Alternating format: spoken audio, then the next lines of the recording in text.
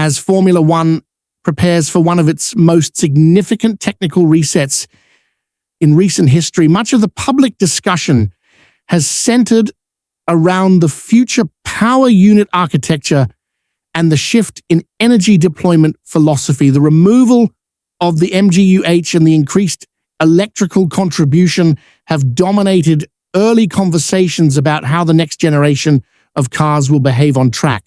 However, while attention has largely focused on propulsion systems and how motoristas will manage electrical resources throughout a lap, engineers within the paddock have been studying another aspect of the 2026 regulations that could prove equally decisive for overall performance and car stability. According to McLaren technical director Mark Temple, one of the most critical technical challenges lies in how aerodynamic load will change as cars transition from low-drag, straight-line configuration into maximum downforce mode under braking. Under the new rules, both the front and rear wings adjust their configuration on the straights to reduce drag as the motorista approaches the braking zone. These elements return to their high downforce state. Temple explained that this transition is significantly more aggressive than in previous regulatory cycles.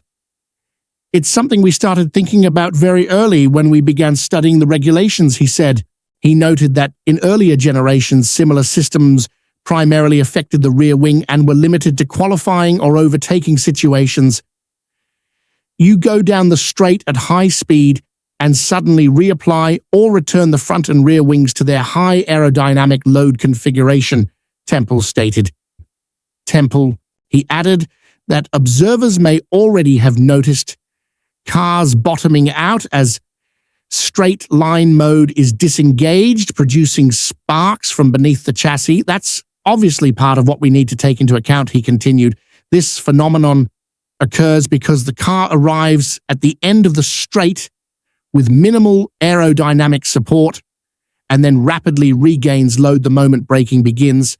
The resulting increase in downforce compresses the suspension and can cause the floor to contact the track surface.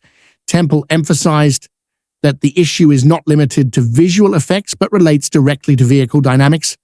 He further outlined the engineering dilemma involved. The recovery of load must be balanced between the front and rear of the car to maintain predictability. If the front axle regains load before the rear, instability may occur. If the opposite happens, steering precision could be compromised. Our experience so far is that everything happens so quickly that it's not causing specific behavior issues, but it's something we have taken into serious consideration, he said.